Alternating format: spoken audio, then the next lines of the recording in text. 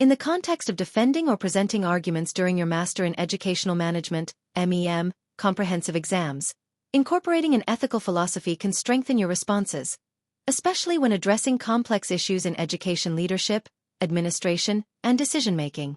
Here are several ethical philosophies you can consider using, along with how they apply to education management.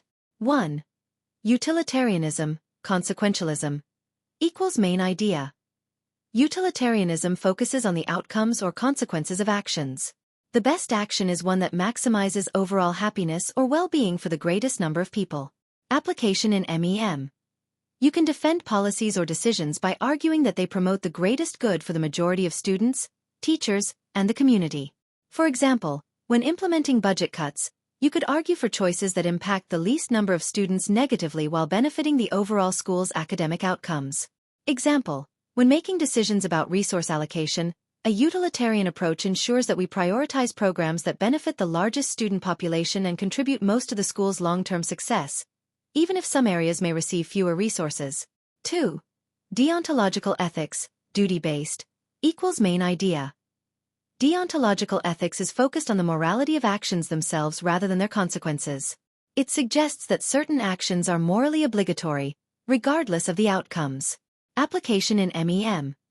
You can argue that school policies should follow universal moral principles, such as fairness, honesty, and respect for human dignity.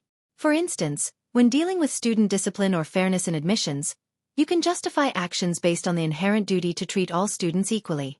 Example, according to deontological ethics, it is our duty to provide all students, regardless of background, with equal access to high-quality education, ensuring fairness in all policies related to enrollment and student welfare.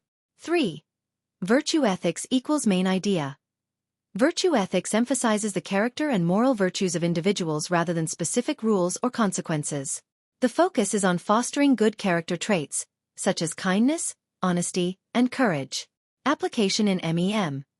You can argue that educational leaders should model and promote virtuous behavior, such as integrity, empathy, and perseverance, which can inspire students and staff to develop these qualities. Virtue ethics could also guide leadership styles and decisions that prioritize ethical leadership. Example, as educational leaders, we must embody virtues such as integrity and compassion in our daily interactions, ensuring that our decisions reflect the values we wish to instill in our students. 4. Ethics of care main idea. The ethics of care emphasizes the importance of relationships, compassion, and caring for others.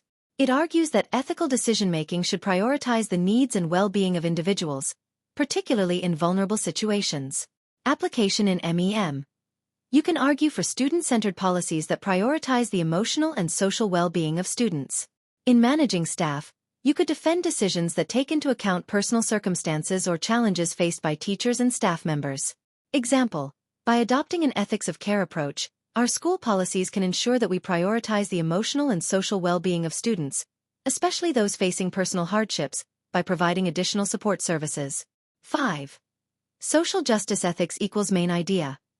Social justice ethics focuses on fairness, equality, and ensuring that everyone has the same opportunities and access to resources, particularly marginalized or disadvantaged groups.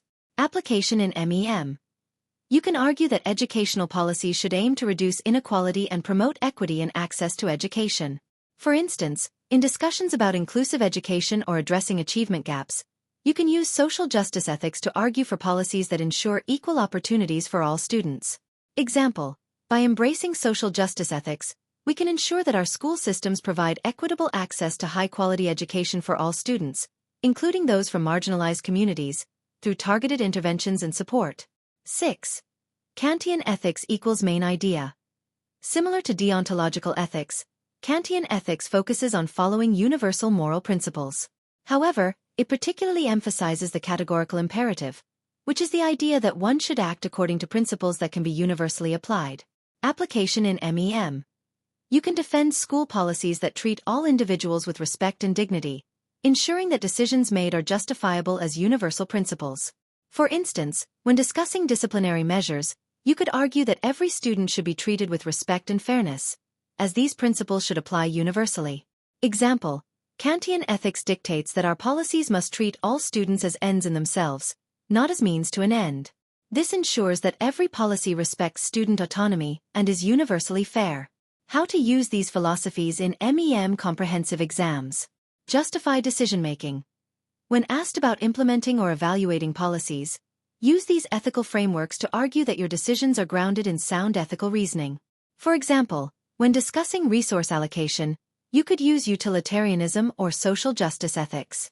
Defend leadership approaches. Use virtue ethics or deontological ethics to defend leadership styles that prioritize integrity, fairness, and moral responsibility. This can be helpful when answering questions about managing school staff or fostering a positive school culture. Support policy recommendations. Use ethics of care or social justice ethics to support policies that promote student well-being, inclusivity, or equal access to education. This is particularly useful when asked about inclusive education or addressing achievement gaps.